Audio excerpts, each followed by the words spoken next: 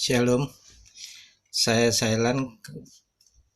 Hari ini saya akan menjelaskan tentang perlunya setiap manusia itu membutuhkan untuk mencintai dan dicintai, dan apa pengaruhnya jika dia hidup tanpa dua hal ini.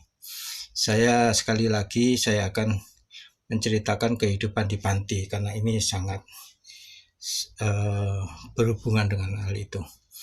Kalau di panti hari ini hari Minggu 17 Mei 2020 di panti asuhan di Surabaya, panti asuhan Don Bosco, itu setiap anak punya nama baptis. Jadi ada yang dipanggil maling. Jadi waktu bapaknya datang, dia bilang, anak-anak pada teriak semua, maling, bapakmu datang. Ada yang dipanggil nama orang tuanya, jadi misalnya Sandi gitu. Jadi waktu bapaknya datang, semua teriak, Sandi, dicari bapakmu. Padahal itu nama bapaknya, bukan nama dia. Nah, ada satu lagi anak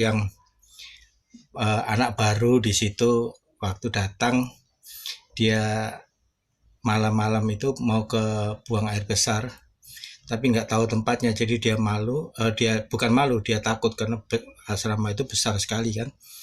Lalu dia BAB di pinggir ranjang, di pinggir tempat tidur. Jadi waktu pagi-pagi, kok ini bau apa ini ya, ribet semua.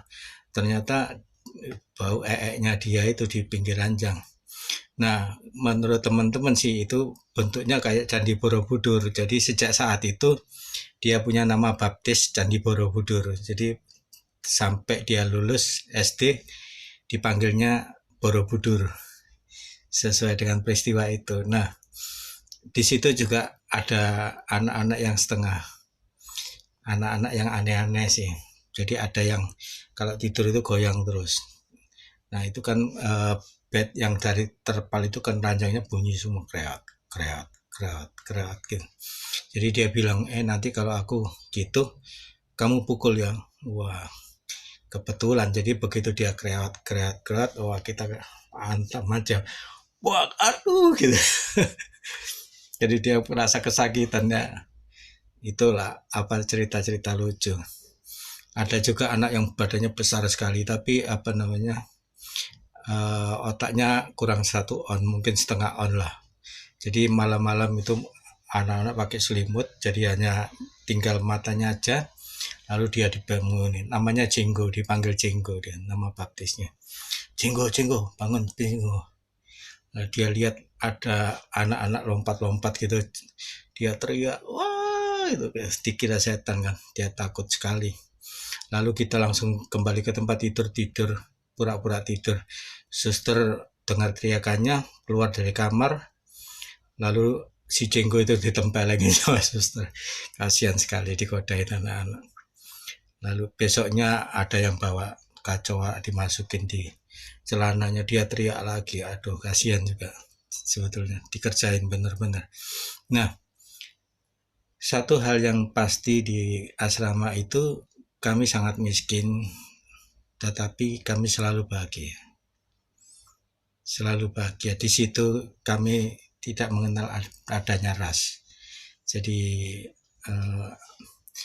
waktu boleh pulang dengan izin orang tua, kalau dijemput oleh orang tua, saya ingat di sebelah asrama itu ada tukang jual pecel yang temennya papa saya, langganan papa saya. Jadi saya pergi ke sana, saya bilang, Pak, ayo Pak bantuin saya. Bapak ngaku ya, adiknya papa saya. Dia itu mau bilang, kamu itu Cina, aku ini pribumi. Nggak bisa, karena saya nggak kenal. Di asrama tidak ada, kita tidak mengenal pri non pri.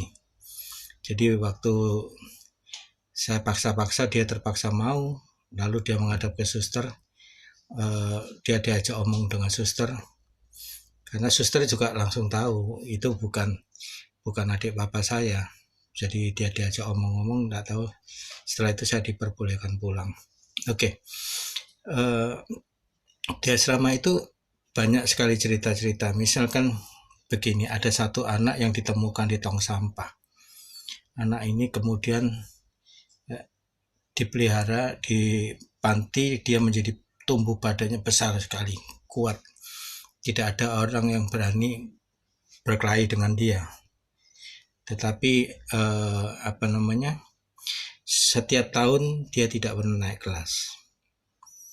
Jadi begitulah, orang yang dibuang di tong sampah secara fisik dia bisa tumbuh besar, tetapi ada satu secara mental dia rusak karena dia butuh untuk dicintai dan merasa perasaan untuk dibuang di tong sampah itu berpengaruh besar pada mentalnya dia, psikisnya dia.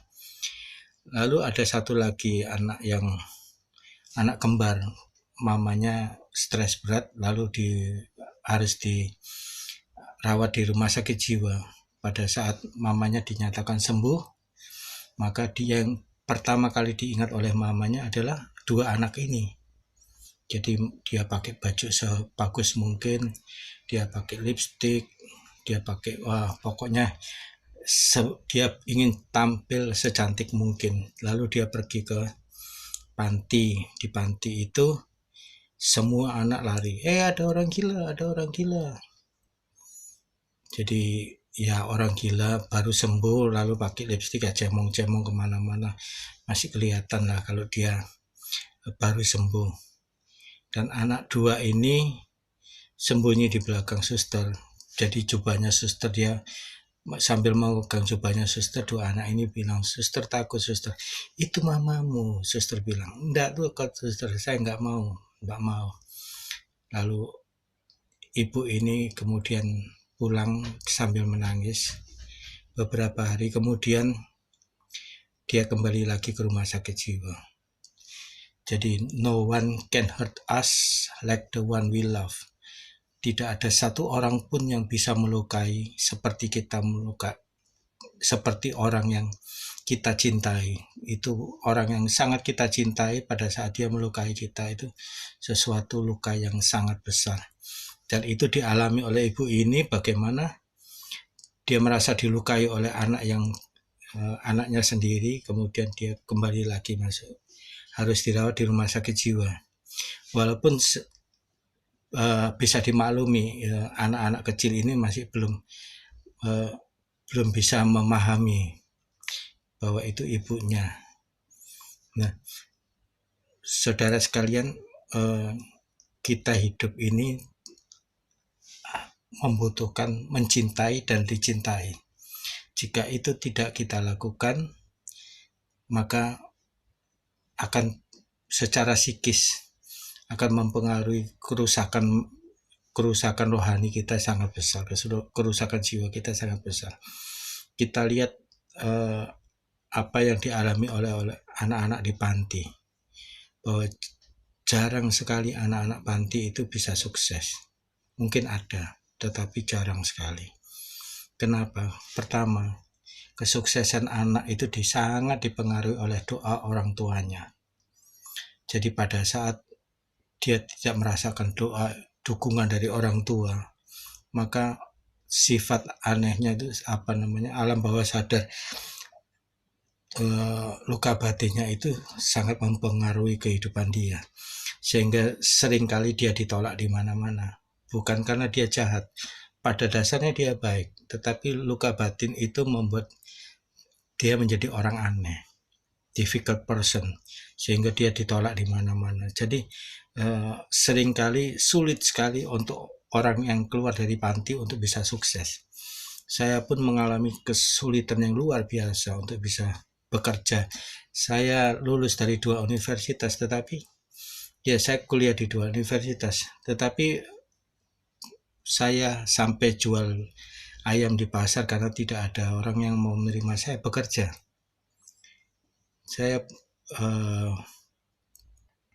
lulus, saya bisa bekerja dengan baik, tapi sesudah itu pada saat saya melakukan satu kesalahan dan saya jatuh, maka kehidupan saya itu susah sekali untuk bisa bangkitnya. Dan pada saat saya jatuh, banyak sekali orang-orang yang tidak bisa menerima saya, karena itulah ada satu luka batin yang membuat kita bersifat aneh. Jadi manusia itu bisa bisa menjadi baik sekali kalau dia dicintai dan mencintai. Hanya satu kata itu yang sangat penting untuk dalam hidup manusia, cinta. Tanpa itu manusia akan menjadi sesuatu yang eh, menyimpang dari kodratnya sebagai manusia. Jadi bukan uang yang membuat kita bahagia, bukan uang yang membuat kita menjadi manusia, tetapi cinta. Terima kasih.